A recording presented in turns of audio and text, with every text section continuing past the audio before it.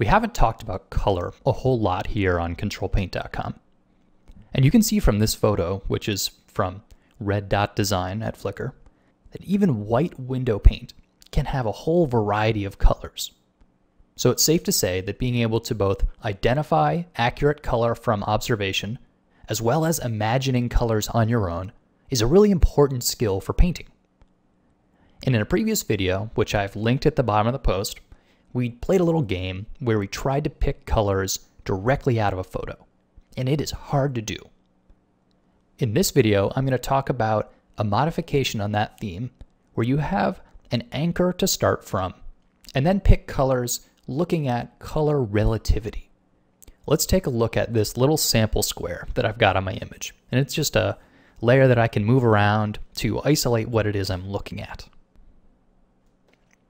I'm going to begin by using the eyedropper tool and sampling this warm paint color right out of the image. And I'm going to use this as an anchor, so I know that that is correct directly from the photo. And now I'm going to expand this a little bit just so I can see the transition. At the bottom of this painted board, you can see that the color definitely gets darker. There's some soft shadowing happening at the bottom. Well, to paint that color in, let's take a look at the color picker and guess a few things. So this is my anchor. This is where I'm starting from. And I know it gets darker as it recedes into the shadow. So that means I pull my circle down on the value slider. Because at the top of this window is light, that's a high value, and at the bottom is dark, that's a low value. So pulling your selected color down towards the bottom makes it darker. Now I can also say that it looks a little bit more saturated. If I want to add saturation, I move to the right. So I'll pull this over to the right. And this is definitely not an exact science, but it's using color relativity.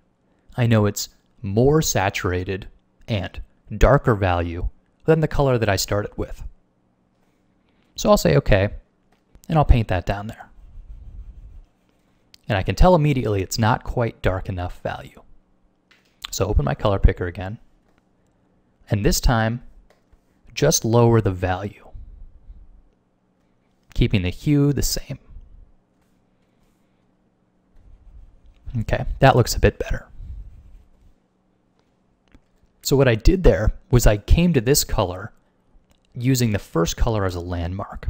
I didn't just open the color picker, pick some random rainbow color as a starting point, and then try and pick the color out of a vacuum. That's really hard to do, and that's what we did in the last video. So it's easier if you can start with a reference point. Okay, let's do it one more time. This time we're going to be looking at this paint. It starts with sort of a warm brown color and then shifts into a cooler, almost bluish gray. So I'll begin by sampling what it is at the top. It's a pretty warm gray. So as it transitions down, to me it looks like the value gets slightly lighter and it definitely gets less saturated. So I'll sample that color, open my eyedropper, so it gets slightly lighter, which means I push it up a little bit, raising the value, and I know it gets a lot less saturated because it looks very gray.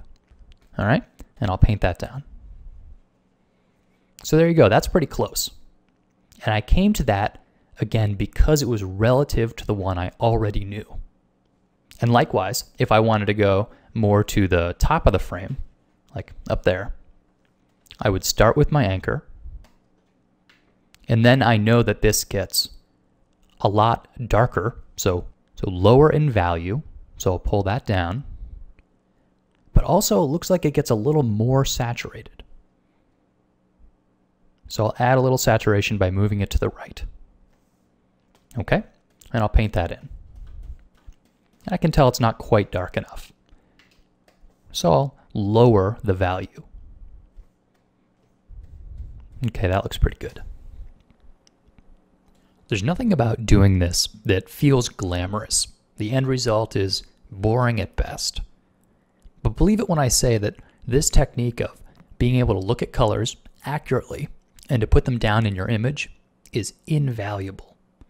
So if you want to practice it this way, that's great. Or if there's some other technique that you like to do to practice the same idea, let's hear about it in the comments.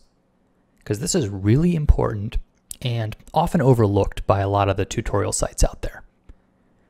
So good luck with this, and thanks for watching.